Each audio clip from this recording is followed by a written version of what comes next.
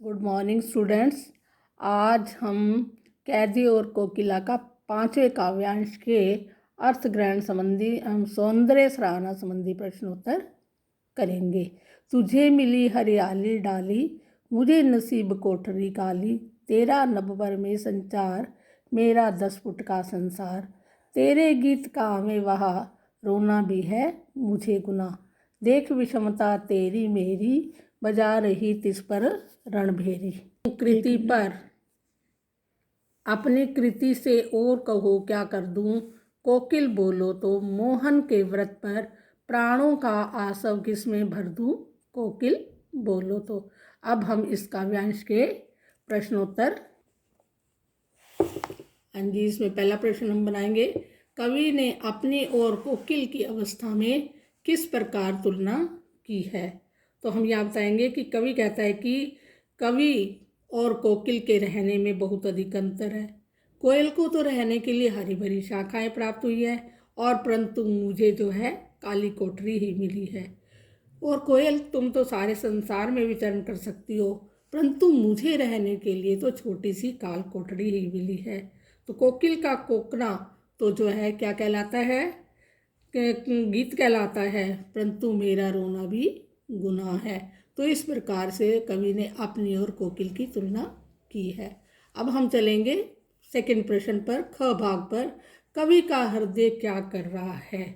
तो हम ये कहेंगे कि कवि का हृदय जो है आज़ादी के लिए आह्वान कर रहा है और रणभेरी बजाने को आतुर हो रहा है। थर्ड प्रश्न करेंगे, कवि ने कृष्ण के व्रत का पालन करने का निश्चय किया था।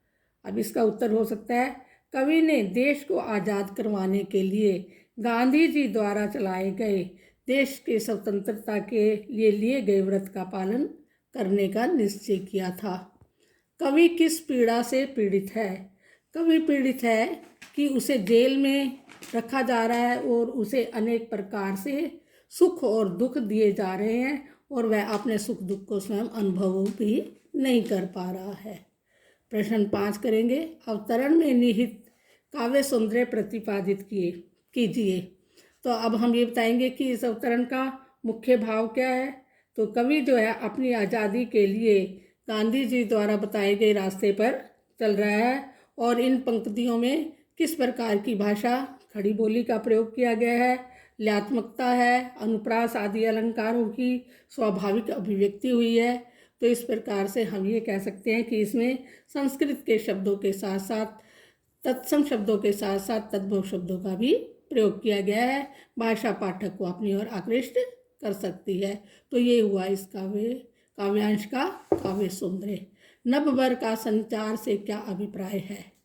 नभभर का मतलब होता है कि आकाश में विचरण करना। तो कवि कहता है कि कोयल को तो इस पूरे आकाश में विचरण करने के लिए पूर्ण रूप से स्वतंत्रता है।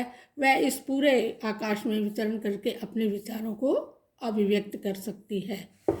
कवि के लिए 10 फुट का संसार क्या है। तो कवि के लिए 10 फुट का संसार का मतलब है कि कवि के लिए एक छोटी सी 10 फुट की काल कोठरी बनी हुई है, जिसमें उसे रहना है, सोना है, और सभी कार्य उसने उसी में ही करने हैं।